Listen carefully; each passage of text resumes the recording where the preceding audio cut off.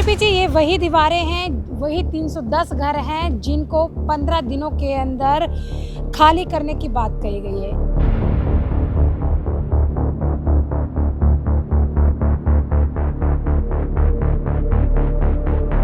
बाढ़ तो मजनू के टीले की साइड भी आती है और फिर ये क्या बोलते हैं मोनेस्ट्री की साइड आती है, उनको भी हटवाया जा रहा है। गुरुद्वारा है उधर की साइड, उनको भी हटवाया जा रहा है। बीच में क्यों वो तालगुट किया जा रहा है? आज ही बाढ़ नहीं आता था। हाँ। बाढ़ तो सब दिन आता है, तो अब ये कौन चक्कर हो गया कि खाली कराओ खाली कराओ। यहाँ पे मीटर भी लगे हैं, पानी भी आता है। ये अवैध तो नहीं हो सकता ना? ये मीटर हमने चोरी से तो नहीं लगाए, गवर्नमेंट ने हमें दिया।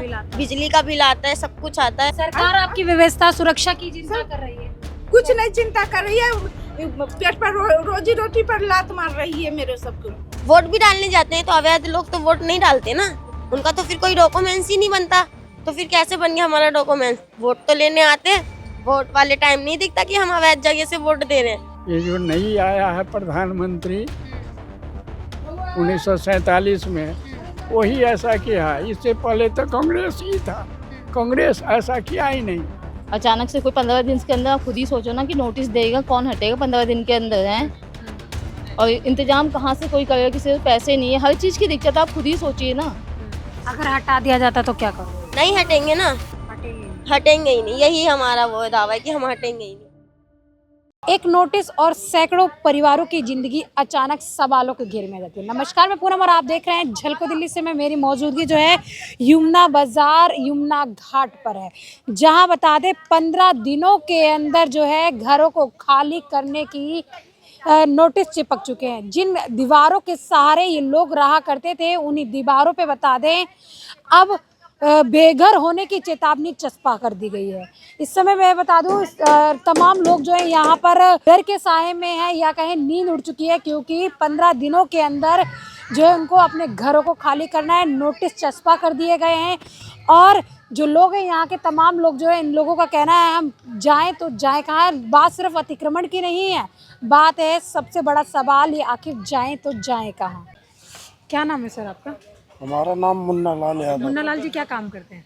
बोर्ड भी चलाते हैं। बोर्ड चलाते हैं। यहाँ पे पता चला है कि नोटिस चस्पा कर दिए गए हैं। अभी नोटिस तो कहीं लगा नहीं है, ये है कि सुनाई दे रहा है घाट टूटने वाला है। घाट टूटने वाला है, तो कितने परिवार प्रभावित होने वाले हैं? सारे उखड़ जाएंगे। कितने सालों से रहते हैं? तो काफी साल से बसे हुए हैं यहाँ पे, जब से बना हुआ तब से रह रहे हैं। तो नोटिस तो कई जगह लगे हैं, बता रहे हैं, देखे भी है। तो क्या नींद तो उड़ गई होगी तब से? हाँ? चिंता सता रही है, डर सता रहा है? डर काहे को सताएगा? जो सबको होगा वो हमें भी होगा, उसमें क्या है। यही है, थोड़ा कार्य सबका रुकेगा। जो अस्थि वगैरह प्रवाहित करने आते हैं, लोग बाग घूमने आते हैं, यही थोड़ा नहीं होगा और क्या होगा। फिर से के जात सरकार बनाना चाहती हो, दूसरा व्यवस्था करना चाहती हो, कोई और करना चाहती हो, इसलिए तोड़ना चाहती हो। भाई वो हमें तो उतना जानकारी है नहीं, हम क्या बता सकते हैं। जो जानकारी हमने बता दी आपको। एक और नोटिस। भैया यहाँ कितने टाइम से नाई का काम कर रहे हैं? मुंडन कब से कराते हैं? हमें तो चौथी पांचवी पीढ़ी चल रही है यहाँ पर। अच्छा, अभी यहाँ पे बताया जा रहा है नोटिस चस्पा कर दिए गए हैं। हाँ जी। तो क्या चिंता सता रही है कि फिर चिंता तो सताएगी है, बताओ घर से बेघर हो जाएंगे तो चिंता नहीं सताएगी? घर से बेघर हो जाएंगे तो कहाँ जाएंगे बताओ? खाना कमाना हमारा यहाँ, रहना यहाँ, कहाँ जाएंगे? तो कोई पुनर्वास वगैरह या मुआवजे की बात कुछ नहीं मिला। कब ये नोटिस चिपकाए गए यहाँ पे? ये एक हफ्ता सा हो गया। और तब से लोगों का तांता लगा होगा यहाँ? हाँ जी। तो अभी अगर यहाँ से हटा दिया जाता तो कहाँ जाएंगे? अब पता नहीं कहाँ जाएंगे, अब देखो। और काम कितना प्रभावित होने वाला है इससे? काम तो सब खराब हो जाएगा। इधर बात करो, अब काम हाँ, करो। क्या कह रहे हैं सर? अगर चले भी जाए कहीं घर ले भी लें तो काम तो यहाँ जुड़ा हुआ है ना। जब काम ही नहीं रहता घर लेके हम करेंगे क्या, रहेंगे कहाँ पे? मैंने तो यहीं रहना है, जाना कहीं नहीं है। यही पूजा पाठ कराने का काम है, ना ही है भाई उधर फूल का काम हो रहा है। सब यहीं पे काम धंधा है, कोई बाहर नौकरी पेशे वाला नहीं है।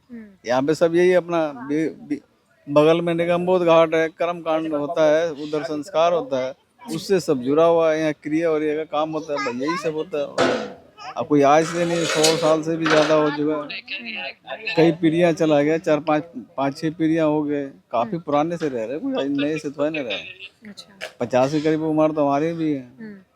और डीडी कहती है जमीन उनकी है अब जमीन और जो आप लोगों ने अतिक्रमण किया हुआ है।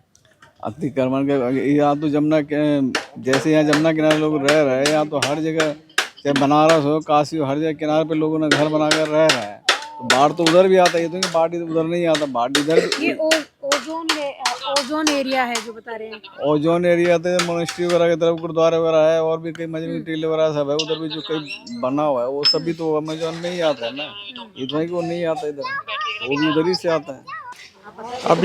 अभी इस मामले में सरकार की चर्चा भी चल रही है और पुनर्विचार का इनका जो पुनर्वास की व्यवस्था- इनकी पुनर्वास की व्यवस्था के लिए भी सरकार सोच रही है।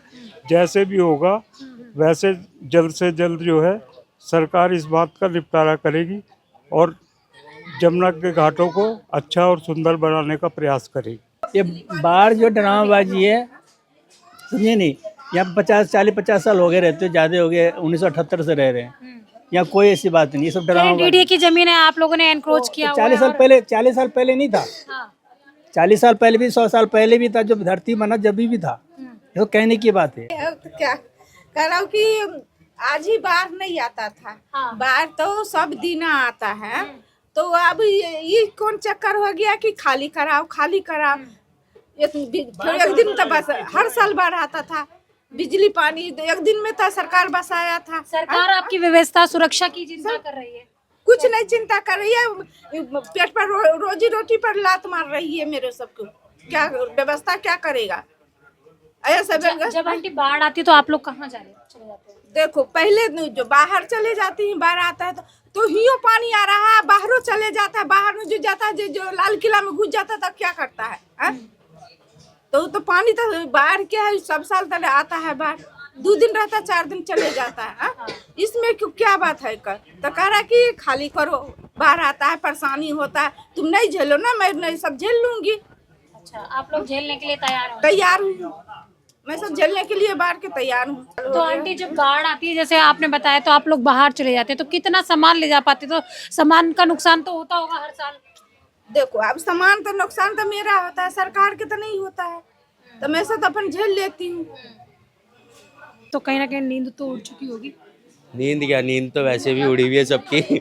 हाँ, और क्या, वो तो रहते ही है, इतने सालों से रहते आ रहे हैं बाढ़ों में। तो अच्छा, जब बाढ़ आती तो क्या करते हैं आप लोग? बाढ़ आती है तो हम बाहर चले जाते हैं, जब टेंट लगता है छत पे अपना सामान रख देते हैं।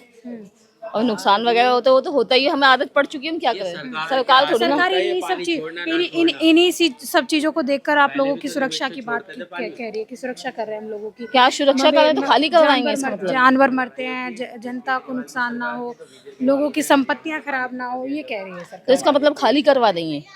बाढ़ तो मजनू के टीले की साइड भी आती है, और फिर ये क्या बोलते हैं मोनेस्ट्री की साइड आती है, उनको भी हटवाया जा रहा है। गुरुद्वारा है उधर की साइड, उनको भी हटवाया जा रहा है। बीच में क्यों तालगुट किया जा रहा है? आप खुद ही सोचिए ना, बीच में ही घाट को क्यों ले जा रहे हैं कि यहीं से सफाई होगी घाट की? यानी सबको हटाओ, फिर इसका मतलब है मोनेस्ट्री वगैरह मार्केट वगैरह सभी आ रहे हैं ना, उनको भी हटाना चाहिए ना। फिर तो उनको नहीं वो भी तो बाढ़ के क्षेत्र है, उनमें बाढ़ नहीं आता, उसमें पानी नहीं आता, और जो इतना पानी आता है तो बाहर तक आ जाए, तो बाहर वालों को भी हटाएंगे क्या? अभी सरकार ये भी कह रही है साथ में कि डीडीए की जमीन है, तो डीडी वालों ने तो नोटिस दिया नहीं है। हाँ। ये तो वहाँ से आया, पता नहीं कौन सी जगह से, रेखा गुप्ता की तरफ से आया शायद नोटिस। डीडीओ की तरफ से आया नहीं है। अच्छा, तो अभी क्या सोच रहे हैं कि कोई कहाँ रहेंगे, क्या करने वाले हैं? बच्चों की पढ़ाई कितनी प्रभावित होने वाली है? अभी तो इतना सोचा नहीं है हम लोगों ने, कि हमारे पास तो कोई रहने का साधन नहीं है, बच्चों की पढ़ाई भी है, अब पता नहीं कहीं जाएंगे तो कहाँ से बच्चे कैसे स्कूल आएंगे, हर चीज़ है। अभी कहाँ पे जाते हैं? पास में कोई स्कूल है? ये सिविल लाइन की साइड है स्कूल, वहाँ जाते हैं। हाँ वहाँ जाते हैं, और फिर भी बस से जाते हैं, तो टाइम तो लगता ही जाने में, और कहीं जाएंगे तो पता नहीं कहाँ मकान मिलेगा, फिर किराया कम से कम 10,000 रुपये तो किराया ही चाहिए। अच्छा, अभी सबसे बड़ी बात है आप लोगों की, जब यहाँ से अगर हटाया जाएगा तो सबसे बड़ा पहला एक रहने और दूसरा रोजगार। जी, तो अभी जैसे काम फूल माला का काम हम माली, हम फूल वगैरह बनाते हैं, यही सब हमारा रोजगार चलता है, और इसके अलावा कोई रोजगार है नहीं। यहाँ से हटा दिया जाएगा तो क्या करेंगे? क्या करें, दिक्कत तो बहुत है। हमारी तरफ से भी ये है कि ना हटाया जाए हमें भी। अचानक से कोई 15 दिन के अंदर, आप खुद ही सोचो ना कि नोटिस देगा, कौन हटेगा 15 दिन के अंदर है। और इंतजाम कहाँ से कोई करेगा, किसी के पैसे नहीं है, हर चीज की दिक्कत आप खुद ही सोचिए ना। कहती कि हम यहाँ से कहीं नहीं जाएंगे, कहीं नहीं जाओगे? नहीं कहीं नहीं। एक तो आप इस सरकार के लिए आपने सरकारी जमीन पे कब्जा कर रखा, डीडीए की जमीन है, और आपकी सुरक्षा के लिए सरकार उचित कदम उठा रही है।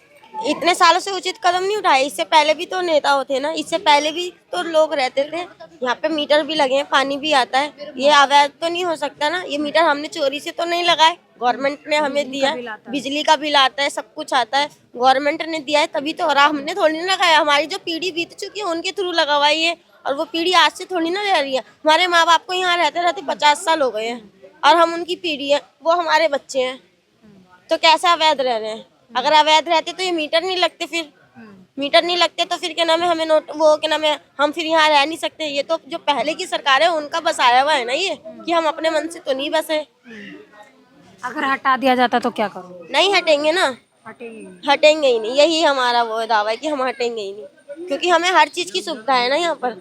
बच्चे स्कूल पास में है, बच्चे स्कूल जाते हैं, हमारा रोजगार यहाँ है, हमारे पति वगैरह बाहर ठेली पे सब्जी लगाते हैं। हमारे यहाँ इस दीवार से पार निकलोगे सारा रोजगार हमारा वहीं बाहरी में ही होता है, तो हम कहाँ जाएंगे? ये फूल बनाएंगे तो हम बाहर जाएंगे तो ये हमें ये रोजगार नहीं मिलेगा, तो कहाँ जाएंगे? आप देखते हो कि हर घर के पास कोई ना कोई छोटा छोटा काम कर ही रहे हैं। कोई कैसे कैसे काम करने वाले लोग?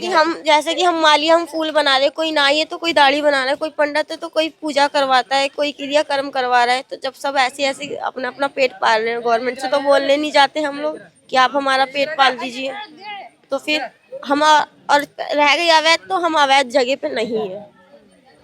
बस हमारी यही गुजारिश है कि हमने जिनको वोट दिया है ये अवैध से नहीं दिया है। वोट भी डालने जाते हैं तो अवैध लोग तो वोट नहीं डालते ना, उनका तो फिर कोई डॉक्यूमेंट्स ही नहीं बनता, तो फिर कैसे बन गया हमारा डॉक्यूमेंट्स? वोट तो लेने आते हैं, वोट वाले टाइम नहीं दिखता कि हम अवैध जगह से वोट दे रहे हैं। जीतते हो आप हमारे इधर से ही हो, फिर तो फिर हम अवैध कैसे रह रहे हैं? हम अवैध नहीं रह रहे। ये सरकार से आपका सवाल। हाँ, और प्रशासन से क्या मांग है आपकी? अगर वो आपको यहाँ दूसरी जगह रहने की व्यवस्था करवा देते हैं, मुआवजा दिलवाते तो क्या होगा? हमें कोई मुआवजा भी नहीं चाहिए और हमें कुछ चाहिए नहीं। अगर किसी को भी कुछ भी देना है तो यहाँ दे दे, जहाँ झुग्गी वहीं मकान, ये मोदी जी का कहना है। तो उन्हीं की सरकार जीती है हमारी तरफ से, तो हमारा भी उन्हीं से ही कहना है कि जिनको हमने जिताया है और जो जीते हैं मोदी जी ने का कहना है कि जहाँ झुग्गी वहीं मकान, तो हमारी यहीं झुग्गी, हमें यही मकान दे दो।